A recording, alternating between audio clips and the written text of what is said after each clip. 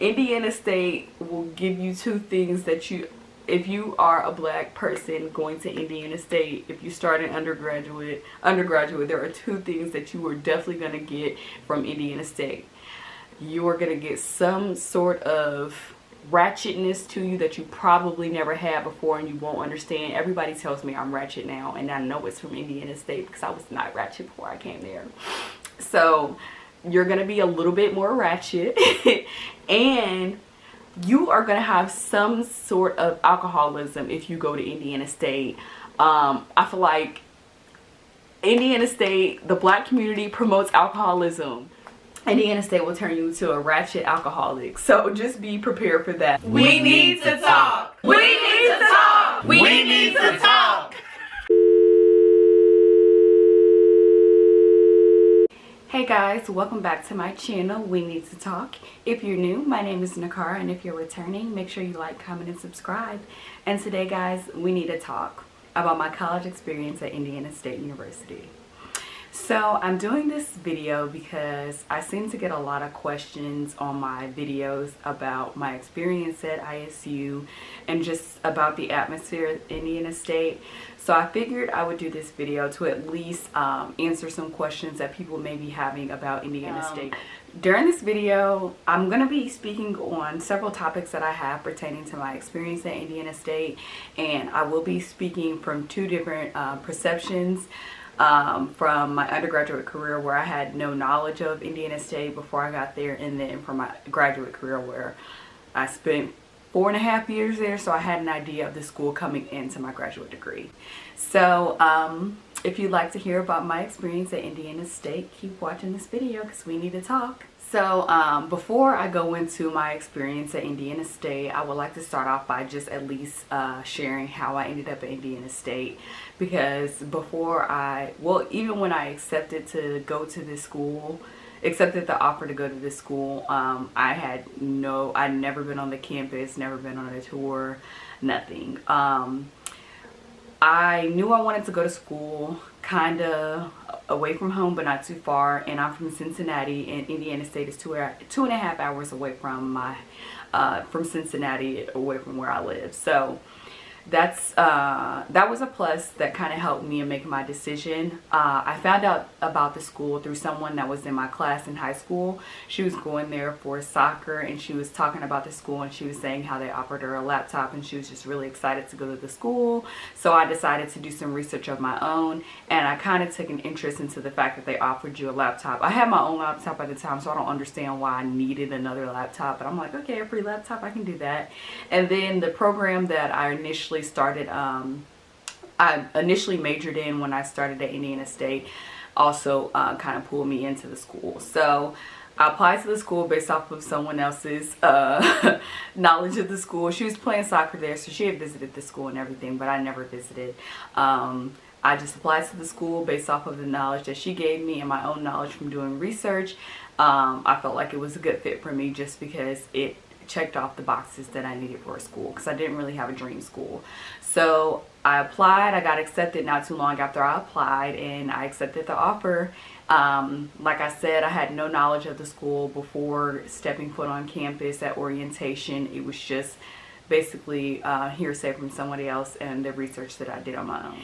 Okay, so the first topic that I have, I don't want to just talk about like the social aspect. I do want to get into the academic aspect as well, because I felt like you should be looking at both ends when you are looking into a college and a college experience.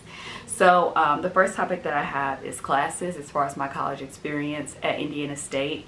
For both undergrad and graduate, I will say I can't really speak on how it is in comparison to other schools because I've only been at Indiana State, but I think that it's a pretty standard type of class. The rigor of the classes, at least, I feel like the class sizes are I feel like they're doable. You know, your lecture halls, you talk about schools and they tell you there's like thousands of students in a class for lecture halls, and it's not that big in Indiana State. The school is a decent size to where it's not too small but not too big. So the class sizes, even like the big lecture halls, were not really overwhelming. I feel like it's definitely a digestible amount of students in the class to where if you wanted your professors to know who you were, even in your lecture halls, you could still do that. I think the biggest classes that you'll probably see will be the classes that everybody is required to take, like the PE 101 or the health classes or something like that. But for the most part, even the lecture classes, I feel like there's still a digestible amount of students to where the professors can know who you are. And then of course, when you get into your major classes, they are a smaller class size. As far as the rigor of the coursework at Indiana State, I know some schools in comparison, you can say that they're very hard in comparison to Indiana State, but I feel like with any school, the rigor of the classwork would truly depend on who you are as a student. In college, it's more of the course load than it is like the content. So keeping up with the coursework is probably the biggest thing. I don't think there was any class that I took at Indiana State in both undergrad and graduate where I felt like everyone else just thought the class was easy and I thought it was hard. Of course, there's going to be hard classes, but if there were hard classes for me, even as a biology major, it was classes that everybody could all say that the classes were hard, and we were all struggling to make it through the class. This question I get a lot is the diversity and the size of the university. So I think that Indiana State is a very diverse school.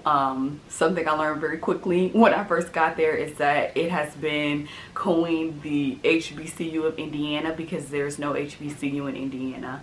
And I definitely can say that I like I said, Indiana State was the only school that I went to, so I can't speak on the amount of diversity at another school. But even visiting other schools, I feel like there is a good amount of black people at Indiana State, which makes it a more welcoming atmosphere for minority students.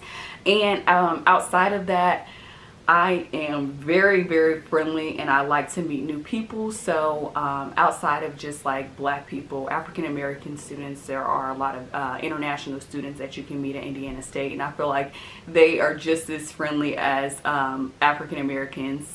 And meeting them my freshman year, we hung out a lot with Arabic students. One of my best friends is Indian, and one of my closest friends that was in my major, she was Nigerian. So I do believe Indiana State is a very diverse campus, and I think that's what makes it unique for Indiana because it's so diverse. The next thing I have is parties.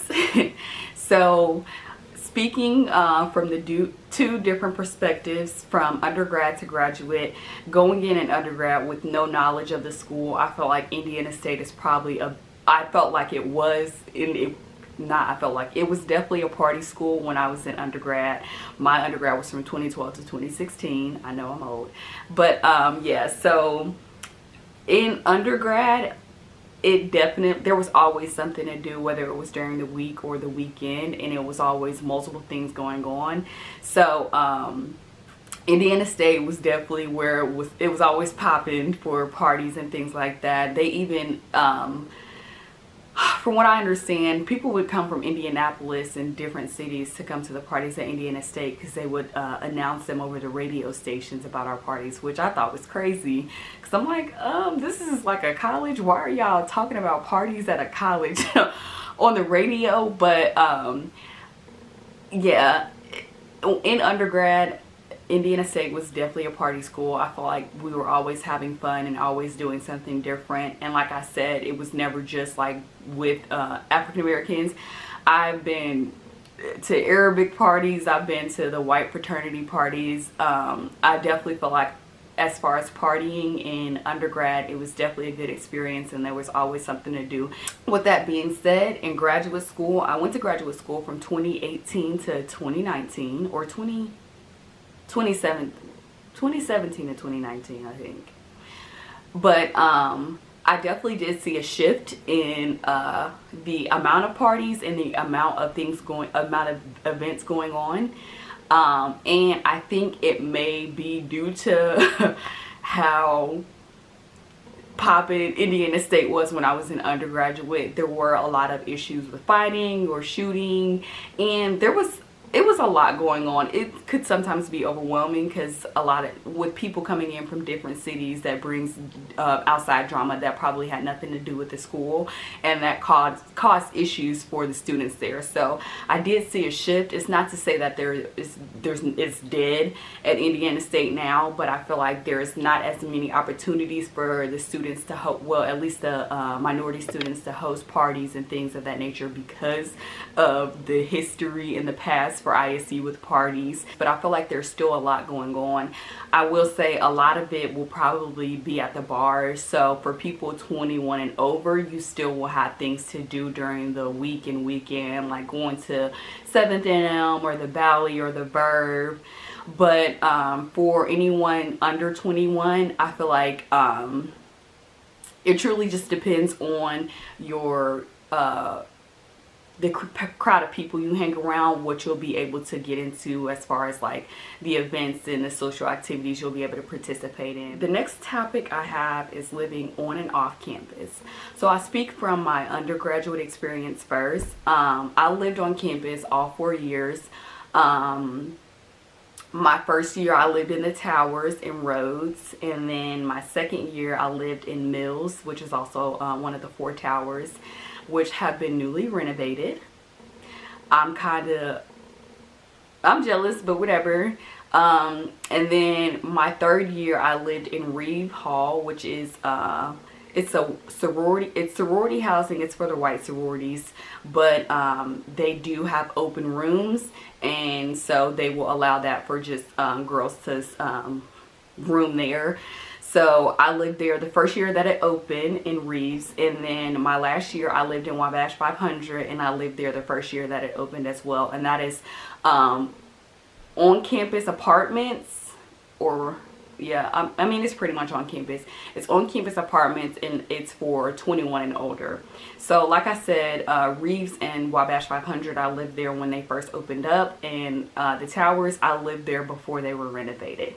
Like I said, I'm jealous because they look nice, but I will say that when I lived in the Towers, the rooms were definitely bigger. They knocked out a lot of the living space for the common areas on the floor, which I think is nice because I feel like you meet a lot of people in the common areas or just on your floor. That's where you meet most of your friends. So I do think that is a good thing. But yeah, I lived in the Towers when it was a hood. And there was no AC. I don't know if there's AC in there now, but I definitely enjoyed my experience in the Towers. I feel like everyone always wanted to be there because there was always so much going on, because it's like 20 something floors there, so there's always a lot of people in the Towers. I enjoyed living on campus. It was nice because I was always on campus, so I didn't have to rush to get to campus to make the class on time. And the parking on campus sucks. On or off campus, they allow freshmen to have cars on campus, so there's never any parking. So just keep that in mind. If you have a car, I don't even think it's worth it your freshman year because you're never gonna have anywhere to park it, but whatever. As far as my off-campus experience with housing, I only lived in one apartment building. It was in the ghetto. I lived in Mary Lane.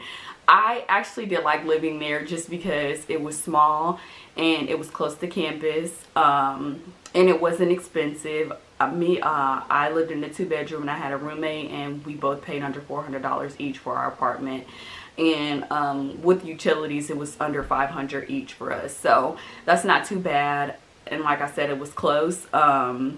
Now, living in Mary Lane, that is on the north side of Terre Haute, and that is in the ghetto, and that is where the crackheads and everybody else and the freaks come out at night. So I feel like you can definitely find some nice housing in Terre Haute for cheap as a college student, but you're probably more than likely going to be in the hood, or it's going to be crackheads surrounding where you live. So just be aware of that if you live off campus in Terre Haute, that even if it's good and it's close, there's crackheads nearby. If it's nice, it's probably super expensive. If it's nicer or newer, it's probably super expensive. So I definitely wouldn't count them out just because it's not the best of neighborhoods. Most of my friends lived off campus, and we all lived close to campus where the crackheads roamed and lived and were our neighbors. And I don't think any of us had a bad experience outside of seeing drama. My neighbors were always arguing or fighting about something, and I just don't understand how they could always be so angry and never had anything to do. But don't count those places out just because it looks too bad, because I've never had a bad experience at any of them. I've seen some crazy things, especially with Live PD and Terre Haute now, but I don't think I've had a bad experience living off campus, even in some of the neighborhoods where you just be like, because Terre Haute is, the places that you consider a ghetto in Terre Haute are probably not the same type of ghetto in your city. So campus life, and this is including like sororities and fraternities and just like on campus, I mean just organizations on campus. Indiana State is definitely a school where if you have anything that you want to, any organization that you can think of or want to have on campus, it is very easy to get them on campus. In undergraduate, I was in Sisters 2. That's where I met a lot of my friends that I am still close with today. So I definitely recommend Sisters 2 for any African American students coming to campus. So they have an organization on campus for moms. They have a dance team, several dance teams.